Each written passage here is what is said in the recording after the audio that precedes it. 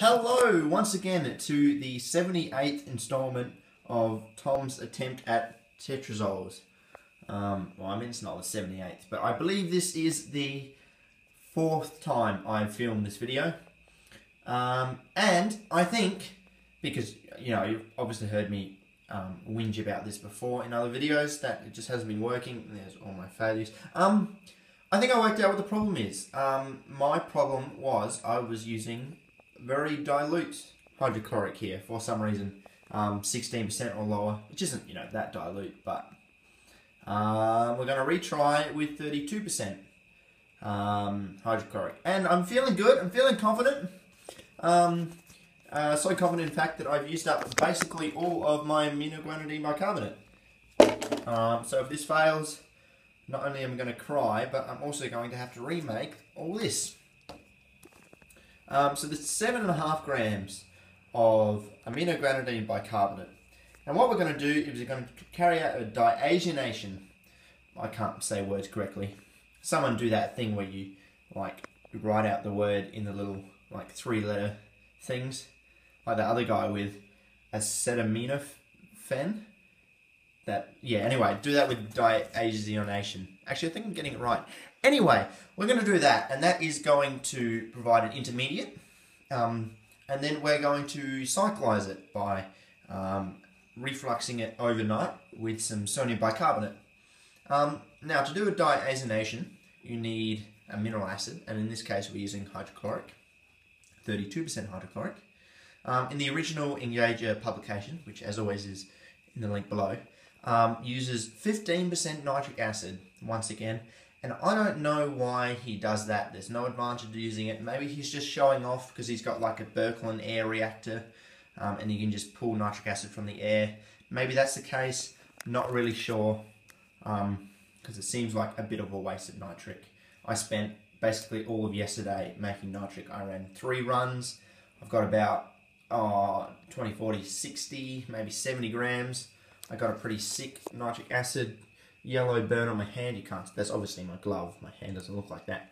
So my hand's pretty yellow. I don't know when I got that, but at some point.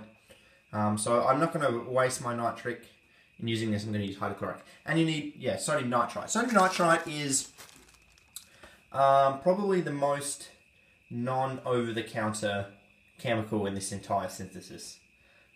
I bought it off a fellow Science Matters member about a year ago, a bit more. I got 400 grams. That's his label. I wish my handwriting was as neat as that. And I've used up probably 250 grams of it so far. So I need to buy some more, and I need to find a source. So actually, if someone who knows a good Australian source of sodium nitrite, let me know.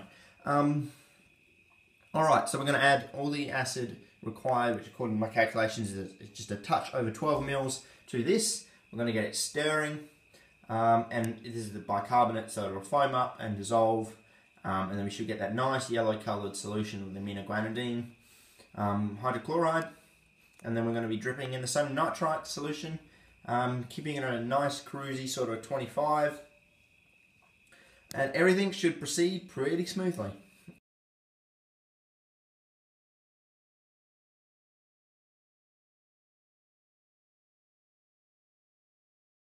Alright, so the solution is very milky still, and that hasn't happened before when I've used more dilute acid. So if my calculations are off, this solution will be basic, but if we have added enough acid here and I don't know, we've just got some sort of, you know, not very soluble thing, I guess it's the aminoguanidine. Hydrochloride isn't that soluble. Although I think it is. I don't know what it is, but we'll check the pH. I actually found some more pH paper, a bit of a miracle. I was doing a bit of a clean up and I found some pH paper. I assume I got it with a shipment of glassware at some point. Yeah, it's quite useful. I can actually, I don't know what this says, but using my rudimentary high school knowledge of Chinese, I believe it says, hello, your channel will never be as good as chem players. Goodbye. So that's a lovely message to include in your little pH paper strips. Solution, and we are definitely acidic, so good news, my calculations are not off. Right, now we've got 3.79 grams of sodium nitrite here, and we're going to dissolve this in roughly 7 to 10 mils of water, and then we're going to chuck in the set funnel, even though it's a pretty small amount. And we're going to begin the stirring, and we'll grab a thermometer from my stash of thermometers, you know, all 2 of them, and then we'll get that going. Alright, let's do it. We're sitting at a pretty comfortable 20 degrees, and if I look at my reference, which I don't have because I'm a piece of shit, we should be somewhere between 20 to 25 degrees. God, I hope I'm right. Imagine if I'm wrong. No, it's around there. It shouldn't really make a difference. What we don't want is heaps of foam. We also don't want nothing to happen. So somewhere in the middle of nothing happening and lots of happening. That's not too much to ask.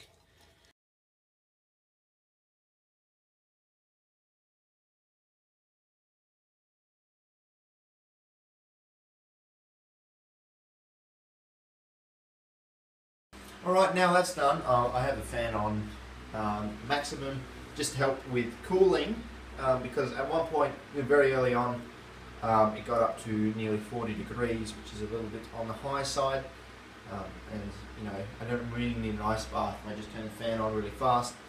It cools it down because it's pretty cold at the moment, because it's, you know, night time, and it's pretty bloody hot during the day, but now it gets pretty freezing cold. So we're going to let this do its thing for about half an hour or so. It's a little foamy at the moment, but yeah, we'll let it keep stirring. It's at a pretty cruisy 25 degrees. Alright, it's been half an hour. It's still a tad foamy, but not as bad as it did get. And what we're going to do now is we're going to add... Oh shit, that's my chair. We are going to add 10.2 grams of sodium bicarbonate. That's the correct answer. First we should probably check the pH. Yep, is acidic. It's about 4 or 5. That's good.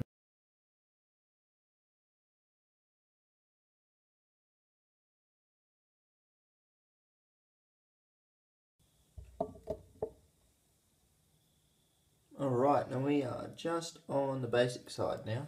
Oh, and then, as you've probably noticed, this solution is very yellow. This happens every time. I don't know why, but it actually is a sort of a suspension of a lot of yellow particles, which I don't really understand. And what we're going to do is before we put it into the round bottom and set up reflux, we're going to just run it through the sinter to filter out this yellow random impurity. I don't know what it is, I don't know. But if we leave it in the cyclization and we do get 5-amino tetrazole crystallizing out, it'll be annoying to have to remove this yellow stuff later from a recryst. So we're going to run it through the sinter now.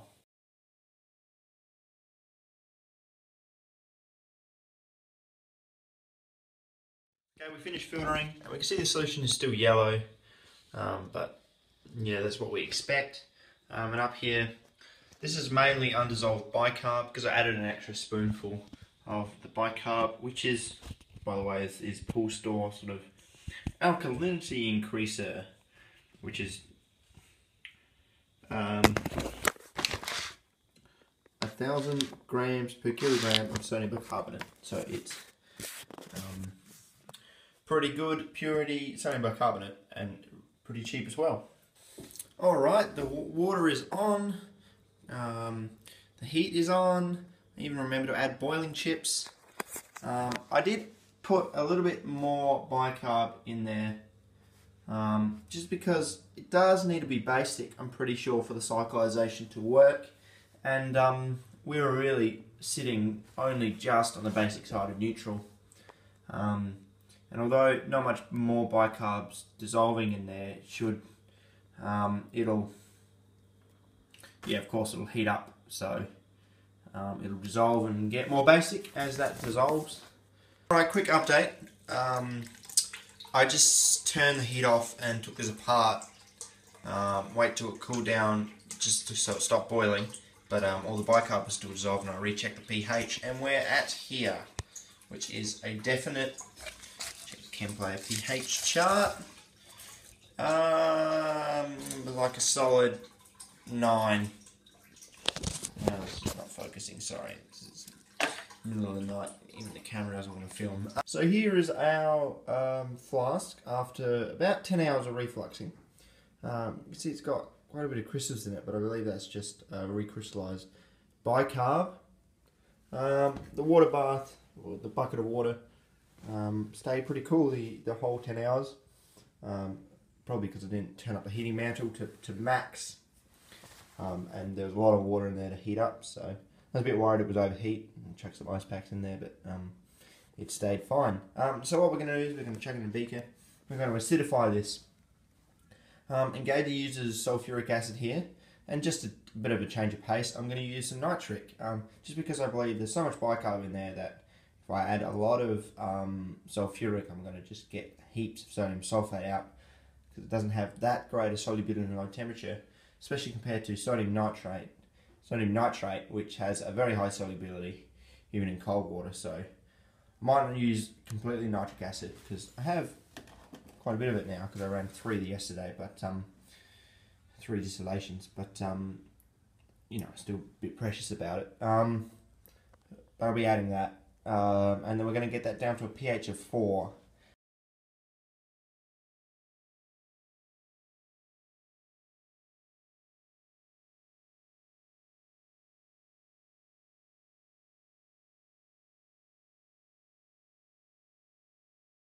So we're about 3 or 4. The reason pH is important once again is because the tetrazole ion is amphoteric. So if we're too basic, we can form something like sodium 5-aminotetrazole, so it acts as an anion. But if we're too acidic, it can act as a cation, so we can form 5-aminotetrazole nitrate. But if we're somewhere in the middle here, which is apparently about pH of 4, we should have 5-aminotetrazole rocking around on its own, and that should crystallize out as nice crystals. I think something might be happening.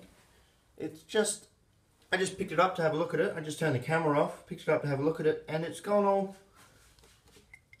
cloud. Hey, look at that. I don't know whether that's the sodium nitrate crashing out or something crashing out, but that has definitely got something in it. It might not have, that could all just be nitrate, but or could all be sodium chloride as well, because we have a lot of that from when we went from the hydrochloric diazonation to the refluxing. There was a lot of sodium chloride. It should be pretty easy to tell, because 5-aminotetrazole has quite a low solubility in water. In fact, I think a very low solubility in water compared to, well, I mean, definitely compared to sodium nitrate, but even so compared to sodium chloride in cold water.